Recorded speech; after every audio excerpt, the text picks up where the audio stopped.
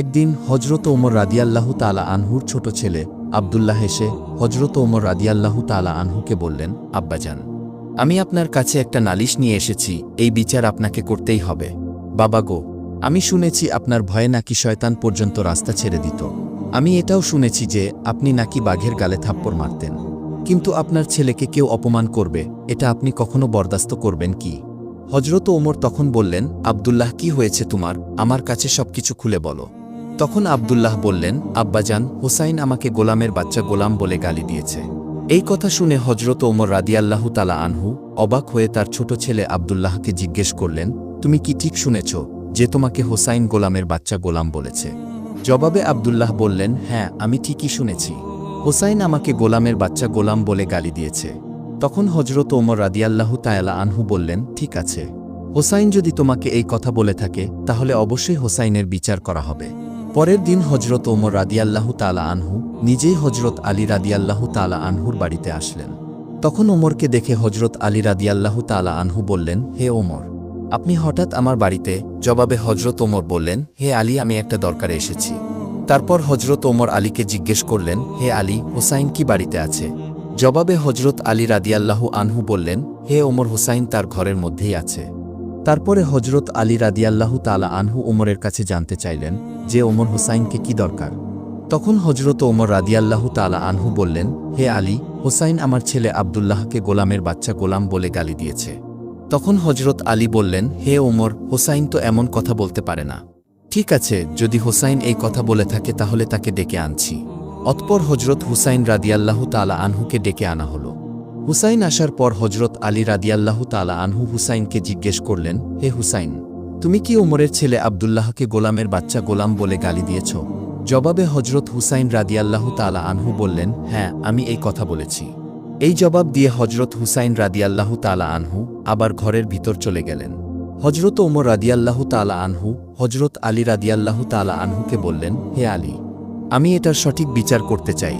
তখন হজরত আলী রাদিয়াল্লাহু তাআলা আনহু ওমরকে বললেন, এটা তো বাচ্চাদের ব্যাপার, এটা বাদ দিলে কি হয় না? তখন হজরত ওমর বললেন, হে আলী, ব্যাপারটা যদি বাদ দেওয়ার মতো হতো তাহলে আমি নিজেই বাদ দিয়ে দিতাম। হে আলী, আগামী শুক্রবার নামাজের পর মসজিদে নববীতে এই বিচার হবে। আপনি হুসাইনকে নিয়ে আসবেন। এই কথা বলে হজরত ওমর রাদিয়াল্লাহু তাআলা আনহু চলে গেলেন। হজরত ওমর চলে যাওয়ার পরে হজরত আলী রাদিয়াল্লাহু তাআলা আনহু ঘরের ভিতরে প্রবেশ করলেন এবং হুসাইনের ঘরে গিয়ে জিজ্ঞেস করলেন, হে হুসাইন, তুমি ওমরের ছেলে আব্দুল্লাহকে গোলামের বাচ্চা কেন বলেছ? জবাবে হুসাইন রাদিয়াল্লাহু তাআলা আনহু বললেন, আমি যা সত্য তাই বলেছি।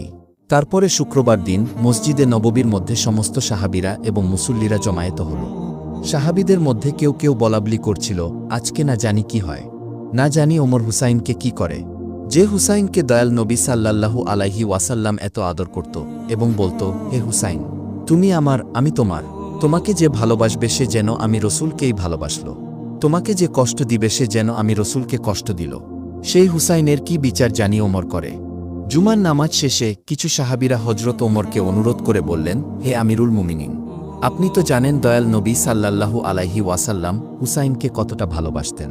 হুসাইনের বিচারটা বাদ দিলে কি হয় না?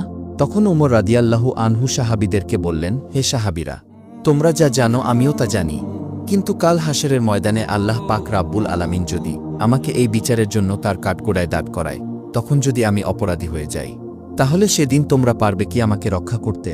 হজরত ওমরের মুখে এমন কথা শুনে সমস্ত সাহাবীরা নিশ্চুপ হয়ে যায়। তারপর বিচার কার্য শুরু হল। হজরত ওমর রাদিয়াল্লাহু আনহু মিম্বরে বসে হজরত হুসাইনকে উদ্দেশ্য করে বলতে লাগলেন, হে হুসাইন, তুমি কেন আমার ছেলেকে গোলামের বাচ্চা গোলাম বলেছ?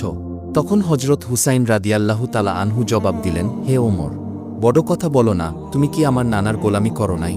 এই কথা শুনে হজরত ওমর রাদিয়াল্লাহু তাআলা আনহু দুটি চোখের পানি ছেড়ে দিলেন।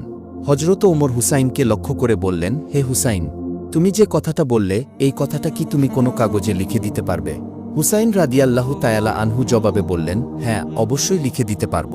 তারপর হুসাইন রাদিয়াল্লাহু তাআলা আনহু কাগজে লিখলেন, ওমর আমার নানার গোলামি করেছে বিধায় তার ছেলেকে আমি গোলামের বাচ্চা গোলাম বলেছি। হজরত উমর রাদিয়াল্লাহু তাআলা আনহু কাগজের টুকরাটি হাতে নিয়ে একটা চিৎকার দিয়ে বললেন, হে মসজিদে নববীর মুসল্লিরা ও আমার নবীর আদরের সাহাবীরা, আজ থেকে আমি ওমরের আর কোনো ভয় নেই। আমি ওমর যেদিন দুনিয়া থেকে বিদায় হয়ে যাব সেদিন তোমরা হুসাইনের লেখা এই কাগজের টুকরো আমার কাফনের মধ্যে জড়িয়ে দিবে, আমার কাফনের ভিতরে ঢুকিয়ে দিবে। কাল হাসরের ময়দানে যখন বিচার কার্য শুরু হবে, তখন আমি ওমরের কোনো ইবাদত বন্দেগী যদি আল্লাহর দরবারে কবুল না হয়, আর সেদিন যদি আমি বিপদে পড়ে যাই, তাহলে আমি আল্লাহ পাক রাব্বুল আলামিনের দরবারে হুসাইনের লেখা এই কাগজটুকু তুলে ধরে বলবো, হে আল্লাহ, হুসাইন বলেছে আমি তোমার বন্ধুর গোলামি করেছি, এই জন্য হলেও আজকে তুমি আমাকে ক্ষমা করো। তারপরে মসজিদে নব্বীর সকল মুসল্লিরা একসাথে নারায়ে তাকবীর দিয়ে উঠলেন।